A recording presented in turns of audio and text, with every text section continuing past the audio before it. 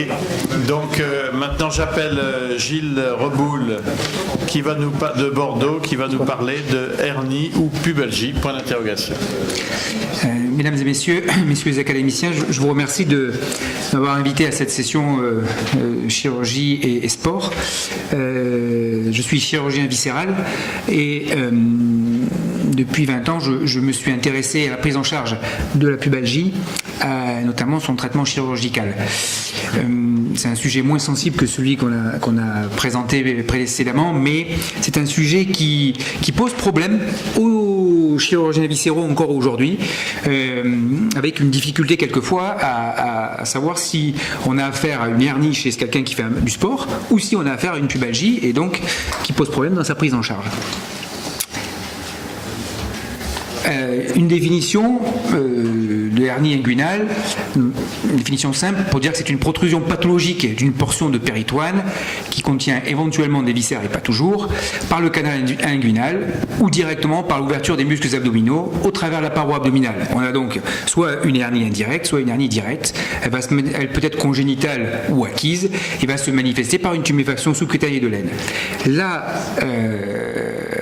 Pubalgie, c'est une douleur de la région pubienne qui survient chez le sportif, plus souvent chez le footballeur, et je vous dirai pourquoi, et qui va intervenir dans tous les sports, chez l'homme, mais également chez la femme, contrairement à ce qui a été dit il y a encore 20 ans, où on disait que la pubalgie n'existait pas chez la femme.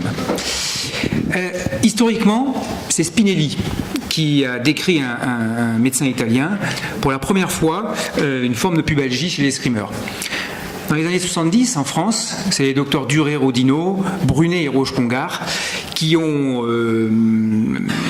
parlé de la pubalgie et ils ont évoqué une pubalgie sous la forme uniquement pariétale. Les autres types de pubalgie étant pour eux des diagnostics différentiels.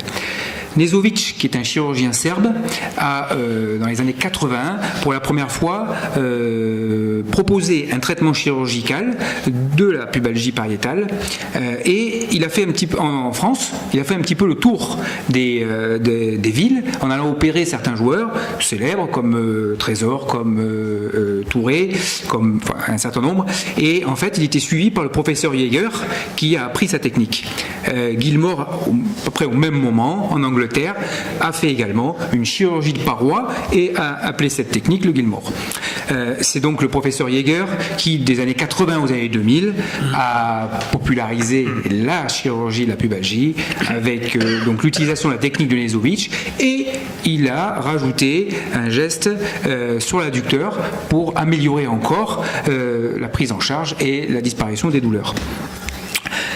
Un petit mot de nosologie, puisqu'on va revenir un petit peu à notre différence entre hernie et pubalgie. En France, donc, dans les années 70, on a dit que c'était une pathologie du canal inguinal. Dans les pays anglo-saxons, alors là, on avait un florilège de diagnostics qui allait de athletic pubalgia à osteitis pubis, Gilmore groin, chronic groin pain, etc., etc., etc. Et puis, un jour, on a proposé un diagnostic chez les anglo-saxons de sport hernia. Donc, hernie du sportif. Et là est née la confusion. On disait il faut opérer une hernie. C'est le sportif, il a une hernie, donc on va le traiter comme une hernie. Vous allez voir pourquoi. J'espère qu'à la fin de mon topo, vous comprendrez la différence qui peut exister dans la prise en charge. Alors, en fait, il y a eu une conférence de consensus en 2014 à Doha. Qui a repris, auquel ont participé 25 experts qui connaissent bien cette pathologie et où j'ai participé. Il y avait 5 chirurgiens répartis entre orthopédistes viscéraux de tous les continents. Il y avait 7 médecins du sport, des physiothérapeutes, des radiologues, et il a été décidé d'avoir maintenant une définition commune, internationale, ce qui fait qu'aujourd'hui dans les publications, quand on parle de pubalgie, on parlera de chronic pain in athletes, de douleur de l'aine chez l'athlète. Et on associera, en fonction des diagnostics et des symptômes clinique et des tests une forme qui peut être soit une pathologie d'adducteur, soit une pathologie d'iliopsoas, soit une pathologie inguinale, soit une pathologie pubienne. Les autres diagnostics, notamment le conflit de hanche, n'étant qu'un diagnostic différentiel. On voit ici la répartition et l'examination des examens cliniques spécifiques avec des tests spécifiques pour déterminer si on a affaire à une de ces formes ou toutes les formes. Ces 4 formes peuvent être associées. On va d'abord revenir à l'anatomie pour rentrer plus dans le vif du sujet de la pathologie pariétale. Et comme d'habitude, on commence toujours par l'os et on va déterminer une zone où va se situer la pathologie avec l'épiniaque antéro-supérieur, le pubis, le ligament inguinal qui va permettre de séparer ce qui est sus-pubien de ce qui est sous-pubien, le ligament de Cooper qui est ici et le trou obturateur.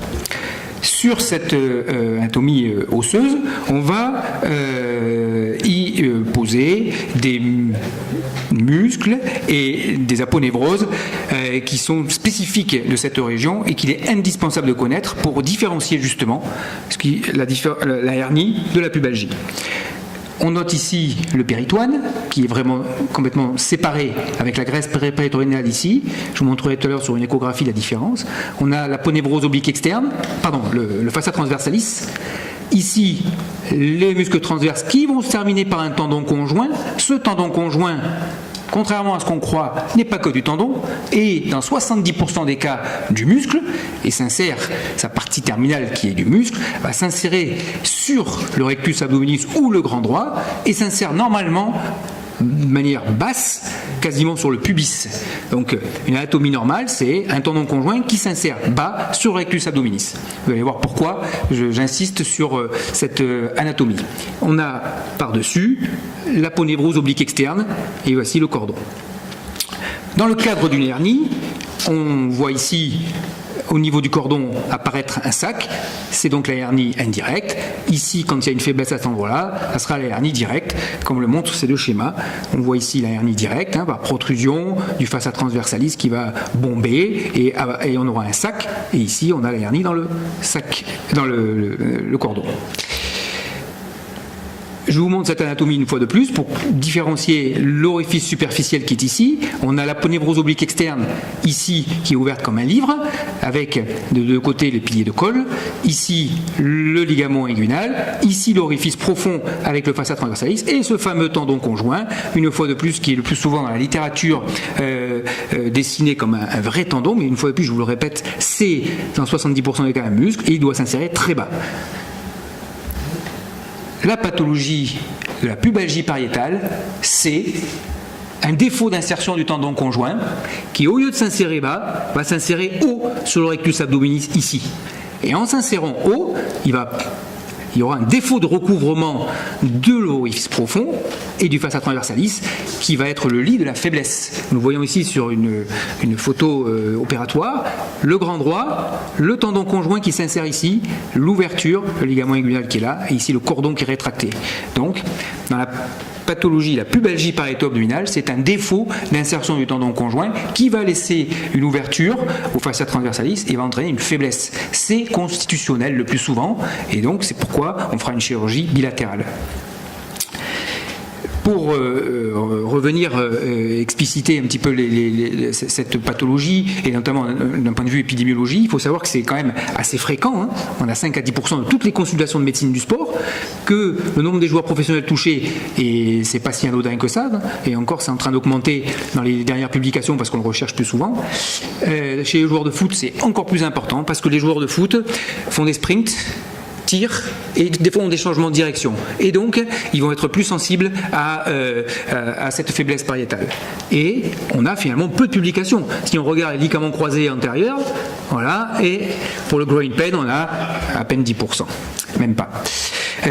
Je passerai vite sur cette épidémiologie juste pour dire que la récurrence est importante dans un club professionnel. On voit que si quelqu'un fait à un moment donné une pubalgie au début de saison, il peut la renouveler dans pratiquement un cas sur deux, qu'un antécédent de pubalgie multiplié par 2 le risque d'en faire un nouveau et que si c'est un joueur professionnel, multiplié par 3. Ceci a une énorme importance lorsqu'on va être médecin d'un club professionnel, qu'on va voir un joueur qui va arriver avec un antécédent de pubalgie, il sera indispensable de faire les examens appropriés et notamment un examen clinique. C'est la publication Princeps, celle de Olmich en 2007, qui a permis de différencier les formes et on doit avouer que Olmich a été très influent lors de la conférence de consensus à Doha puisqu'on a un petit peu repris sa définition. Le diagnostic aujourd'hui il obéit à des règles strictes, chaque examen clinique et chaque testing permettant de repérer les différentes formes. Pour la pathologie et la pubalgie pariétale, il est important de rechercher une forme de douleur où le patient va vous dire qu'il ressent une gêne. Il n'y a pas de vraie douleur. Comme une hernie, si elle n'est pas compliquée, elle ne donne pas de douleur. Elle va donner des brûlures liées à des frottements de fascia l'un sur l'autre liés au sac. Mais si une hernie n'est pas compliquée, elle n'est pas douloureuse. C'est quand elle se complique qu'elle devient douloureuse. Pour la pubalgie pariétale, le patient utilisera ce terme de gêne de manière extrêmement fréquente. Et on recherchera s'il y a le signe de Malgame. Ce signe de Malgame, ça signe une insuffisance des obliques. Et le patient qui sera allongé, on va le faire pousser, on va voir apparaître deux bombements latéraux qui correspondront à cette pathologie des obliques. Alors, on va faire ensuite les testings. Et le testing indispensable, aujourd'hui, on ne peut pas faire un diagnostic de pubalgie si on ne fait pas cet examen scrotal de l'orifice inguinal. Il est absolument indispensable. Il va permettre d'aller investiguer l'orifice profond, mais pas que l'orifice profond. Grâce à cet examen, on peut facilement regarder le tendon conjoint s'il s'insère haut ou bas, s'il est douloureux, si on a une douleur sur le ligament inguinal, si on a une douleur un petit peu plus haut au-dessus du cordon qui correspondra à une pathologie du nerf ilio-hypogastrique par une lésion de l'aponévrose oblique externe. Et donc, il faut faire cet examen, même si le patient arrive, il est évident qu'il y a une forme pubienne pure ou une forme iliopsoose, il faut faire un examen scrotal pour vérifier ces orifices. Les testings, ceux-ci sont les testings d'abdominaux et le patient va décrire des douleurs habituelles. Il va vous dire, oui, j'ai une gêne, ça correspond aux douleurs ou à la gêne que j'ai d'habitude. Alors, cette échographie, excusez-moi, parce que j'ai changé, est très importante. Voilà, on ne va pas demander au patient de pousser. Et vous voyez, ce qui monte ici, c'est la graisse prépéritonéale. D'accord ? Le péritoine est ici, le digestif est ici. Quand j'ai fait une formation au radiologue, je leur ai montré cette échographie. Je peux vous dire à 98%, ils m'ont dit que c'était une hernie directe. Ce n'est pas une hernie directe. C'est un patient qui a une pathologie, qui a une pubalgie pariétale. À l'examen en doigt, on a un vrai bulging, un bombement du fascia transversalis. Et là, on voit bien que le péritoine ne monte pas. C'est la graisse prépéritonéale qui monte.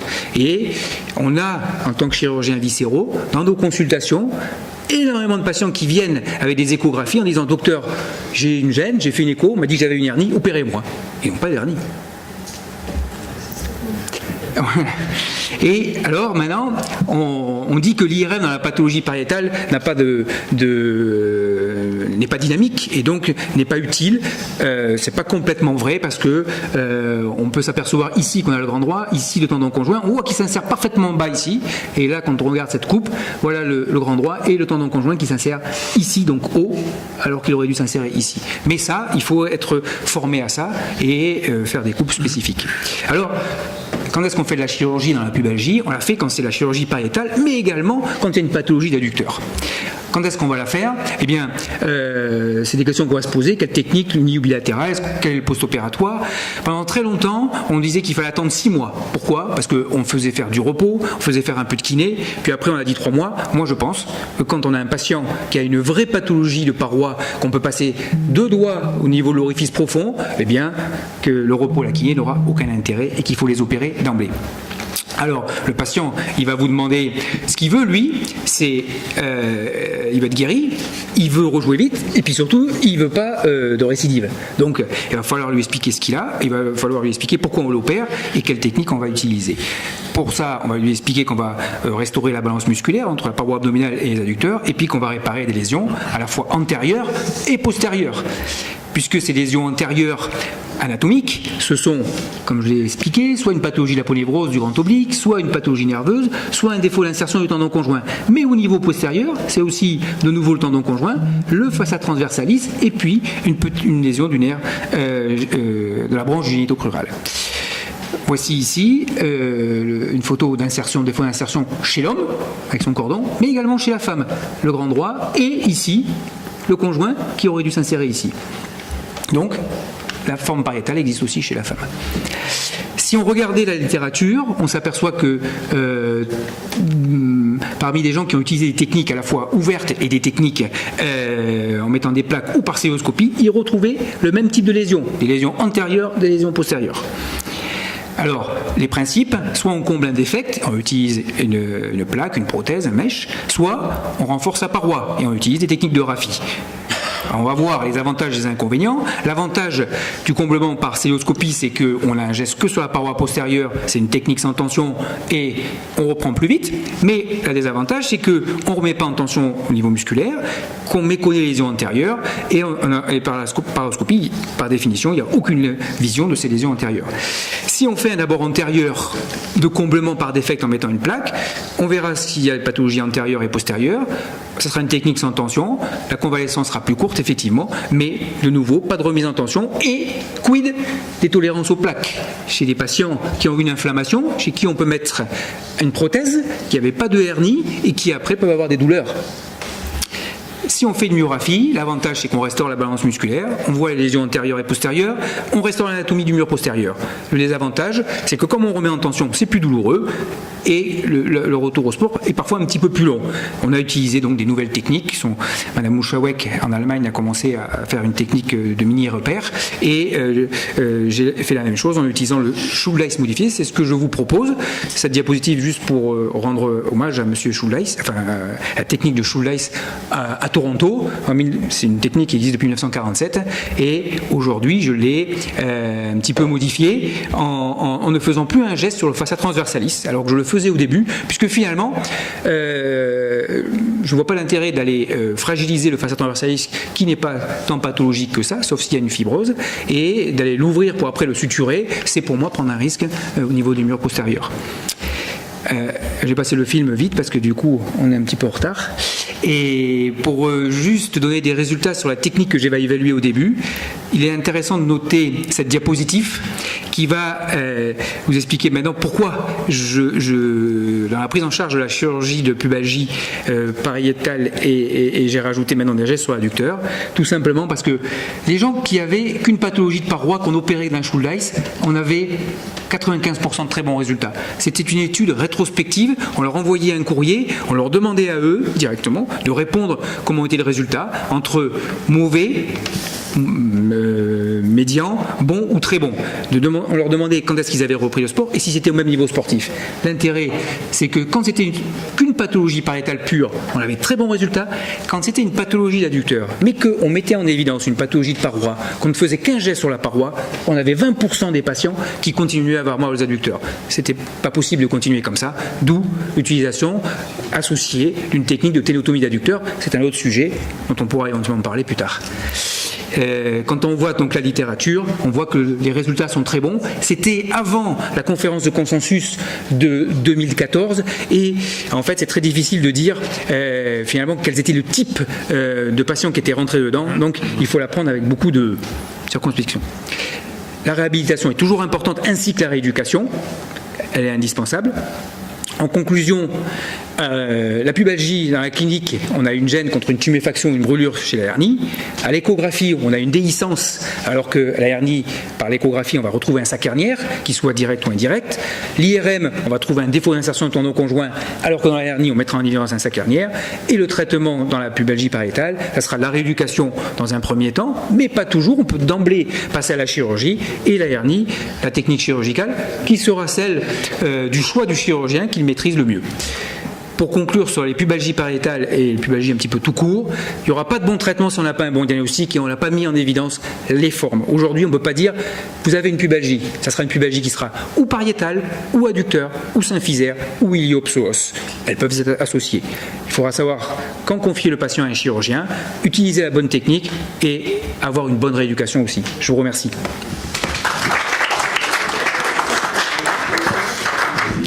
Oui, M. Beaulieu. Merci de votre exposé avec des belles vues anatomiques. J'avoue que je ne comprends pas bien votre exposé. Je ne comprends pas en particulier le besoin de ces examens d'IRM et d'échographie. Mais J'ai reçu très souvent des malades qui venaient pour consulter avec une échographie envoyée par des radiologues et j'ai trouvé que l'examen clinique me suffisait pour faire le diagnostic. Alors je reviens à votre exposé. Je ne comprends pas bien pourquoi vous cherchez à différencier puisque de toute façon vous faites une technique qui est la technique de Schuldeis que beaucoup d'entre nous utilisent dans le traitement des hernies.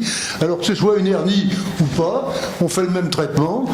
Une hernie ou une pubalgie égale Schuldeis. Donc il n'y a pas besoin d'IRM ni d'échographie. Excusez-moi. Non, mais vous avez entièrement raison. Alors, là où vous avez raison, c'est que je n'utilise jamais d'échographie, jamais d'IRM. Je ne fais que l'examen clinique. C'est pour le topo. C'est pour le topo uniquement que j'ai voulu montrer que si on devait faire une échographie, c'est ça qu'il fallait montrer. Si on devait faire une IRM, c'est ça qu'on devait chercher. Mais moi, personnellement, je n'ai pas besoin d'échographie, je n'ai pas besoin d'IRM et je n'en demande jamais. Alors je finis. J'ai une fille qui est radiologue. Oui. Et elle me dit quand on m'envoie un malade pour faire une échographie pour une hernie, je le renvoie à son médecin, un bon médecin ou un bon chirurgien pour faire un bon examen clinique. Et ce que je voulais dire par rapport à ce que vous avez montré, je crois que les hernies, il faut les examiner debout. Alors oui, on peut. Alors, quand vous avez un patient allongé, que vous le faites tousser, que vous voyez la hernie, c'est pas la peine de le mettre debout. Pourquoi je fais ça? Parce que en fait, comme vous avez compris, dans la pubalgie, il n'y a pas que le paroi. Il y a à la fois l'iliopsoas, il y a le pubis, il y a les adducteurs. Et que allongé, je termine toujours moi en fait par la pathologie pariétale et je fais tous mes tests avant qui durent environ 5 minutes pour chacune des formes de pubalgie. Pour terminer par rapport à la chirurgie, je suis d'accord avec vous, mais je vais vous donner en fait une anecdote qui m'a été donnée par un père Olmich qui est un chirurgien, mais maintenant qui fait que du médical ou du protocole. Il m'a dit, moi, de toute façon, finalement, peu importe le diagnostic, quand je confonds un chirurgien, qui fasse une plaque, qui mette une plaque ou qui mette pas de plaque, qui fasse une cellule ou pas de cellule, c'est les mêmes résultats. Je me suis passé très vite. C'est les mêmes résultats.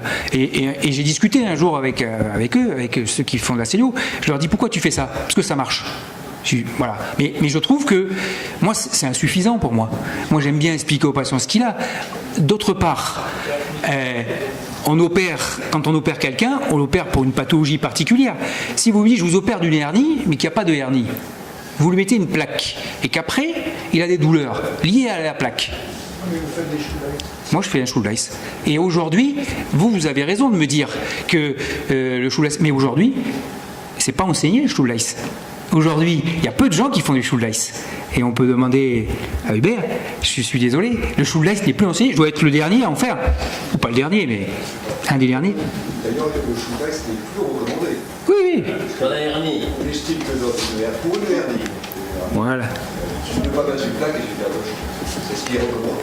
Alors, en fait, on dit qu'un Schuldeis dans une main experte a autant de taux de récidive que une plaque par voie antérieure ou célioscopique. Voilà. Mais, non.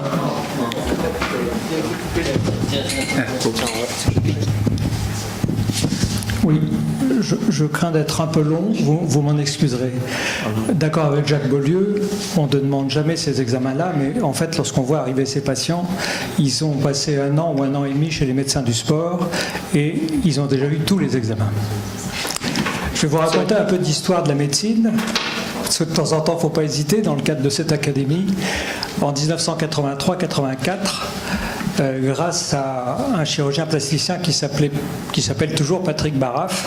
Il avait été à Toronto et il avait rapporté en France, pour des raisons de progrès technique probablement, l'intervention de Schuldeis. Patrick Baraf faisait l'intervention de Schuldeis avec des fils d'acier. J'avais été le voir, on avait même convoqué Georgina Dufoy qui était ministre de la Santé à la clinique du Belvédère à Boulogne et nous avions tourné une séance télévisée où l'intervention de Schuldeis était révolutionnaire parce que elle se faisait en ambulatoire. Et sous anesthésie locale. Ben David, qui était le patron de la Schuldeis à Toronto, était venu nous tenir la main et il m'avait appris à faire le Schuldeis. Et quand j'ai vu ces fils d'acier, moi qui avais une formation de chirurgie viscérale, je me suis dit c'est pas possible, on ne peut pas faire ça, il faut faire ça avec des fils plus souples parce qu'il va y avoir de la tension, il va y avoir des tas de choses et ils vont avoir des douleurs post-opératoires. Et je me suis mis à faire du Schuldeis avec du Prolène. Dans mon bloc opératoire à Turin, en 1984, il y avait une équipe d'arthroscopistes. Dans ces arthroscopistes, il y avait aussi Jacques Rodinot, qui s'intéressait à la médecine du sport. Et je vois arriver un jour dans ma salle d'opération un type qui s'appelait Jean-Baptiste Courroy, qui est toujours vivant, qui est toujours arthroscopiste, qui était ancien international de football junior, qui me regarde et qui me dit « Mais ce que tu fais, c'est extraordinaire parce que moi j'ai vu opérer Nezovic, c'est vraiment... un bourrin, ce mec. T'as vu comment il passe les points? Les mecs, ils ont mal derrière. Mais si on faisait des Schuldeis dans les pubalgies, peut-être qu'on aurait des meilleurs résultats. » Et ils se sont mis à m'envoyer des pubalgies pour lesquelles j'ai fait des interventions de Schuldeis. Avec succès, à condition de n'opérer que les pubalgies par insuffisance pariétale, c'est-à-dire ceux qui avaient mal dans la région inguinale, éventuellement dans la région pubienne, et pas s'attaquer à ceux qui avaient mal dans les adducteurs.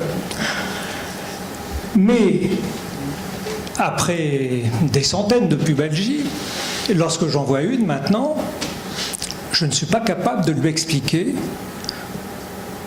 quelle est la pathogénie de sa maladie, pourquoi il a mal, parce qu'il fait du foot, parce qu'il fait des abdos, parce qu'il fait des tas de choses. Mais je ne suis pas capable de lui expliquer quel est le substratum anatomique, indépendamment de l'insertion du petit oblique. Mais ils ne comprennent pas. Pourquoi on va le guérir si on lui propose une intervention de Schuldeis? J'ai essayé la célioscopie. Je trouve qu'il y a beaucoup d'échecs, et en tout cas beaucoup plus d'échecs qui ne permettent pas en tout cas de la conseiller.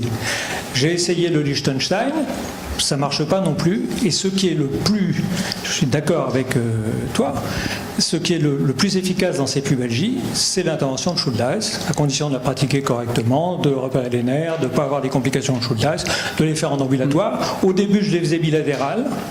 Maintenant, j'ai vu que c'était pas obligatoire, parce que je ne voyais pas arriver le deuxième côté, donc je ne l'ai fait plus que unilatéral. Mais je crois que l'intervention de base de la pubalgie, c'est le Schuldeis, et que le Schuldeis, et jamais proposer autre chose. Merci. Vous prêchez un convaincu, ça c'est sûr. Aujourd'hui, moi quand j'examine le patient, que je lui dis qu'il a une faiblesse de paroi, il comprend. Il comprend. Et quand on a une pathologie pariétale, vraiment le patient va utiliser le terme de gêne. J'ai une gêne, voilà. Je ne suis pas comme d'habitude. Je ne suis pas à 100%. À un moment donné, quand je fais un effort, j'ai une gêne. La douleur, elle apparaît lorsque vous avez une atteinte pubienne par une inflammation qui peut arriver, par une compensation, lorsque vous avez une tendinopathie d'adducteur ou une anthésopathie, et je fais la différence. La tendinopathie, c'est une pathologie du tendon, on peut avoir une fissure. L'anthésopathie, c'est une pathologie liée à l'insertion des fibres sur l'os. Ou alors une pathologie liée au psoas, sachant que les médecins du sport, dans 90% des cas, j'aime pas taper, mais bon, n'examinent jamais le psoas iliaque. Jamais. Et comme c'est des douleurs qui sont dans la même région, et on n'oublie pas le conflit de hanche. Il ne faut pas oublier les pathologies de hanche associées. Toujours. Il y en a souvent. Je crois que l'intérêt du chirurgien digestif, c'est de connaître cette pathologie, c'est de savoir quelles sont les associations, parce qu'on a 25% d'associations avec des pointes de hernie et des pubalgies, et surtout de bien expliquer au patient que s'il a une hernie simple et s'il n'est pas candidat à la pubalgie, pas footballeur, pas abdominaux, dépendant, etc., il faut faire très attention avant de lui proposer une intervention pour hernie, parce qu'il va avoir des douleurs en post-opératoire, et dans ces cas-là, peut-être même par excès ou par défaut, faire le diagnostic de pubalgie et faire un Schuldeis plutôt qu'un Liechtenstein ou une intervention par célio. moi j'ai essayé d'expliquer pourquoi je le faisais et pourquoi je préférais privilégier cette technique qu'une autre. J'espère que c'est compris. Le dernier congrès qui a eu lieu sur la pubalgie, c'était à La Rochelle, Ouais. où ils étaient tous là, les médecins du sport. Et Ouais. depuis, on n'en a pas eu d'autres. Et il faudrait refaire peut-être. Ah, mais, une attendez, conférence de consensus. j'interviens peut-être 10 fois par an, un peu partout. Et voilà. Non, mais ce qui est important, c'est je pense, d'essayer de bien voir la différence entre ce qui est une hernie, de ce qui est une pubalgie chez un sportif. On peut aussi quand même avoir des sportifs qui ont des hernies, c'est autre chose, on est d'accord, et des tendinites, et d'expliquer qu'on peut avoir une pathologie d'adducteur tout seul, pour lequel on révèle quand même une pathologie de paroi. Moi, j'ai aujourd'hui plusieurs joueurs dans des clubs professionnels qui jouent, mais que je vais opérer en fin de saison de leur paroi pour éviter qu'ils aient d'autres douleurs sur les adducteurs en suivant, sans forcément faire une pathologie d'adducteur. Merci beaucoup. Je crois qu'on va passer maintenant au dernier sujet.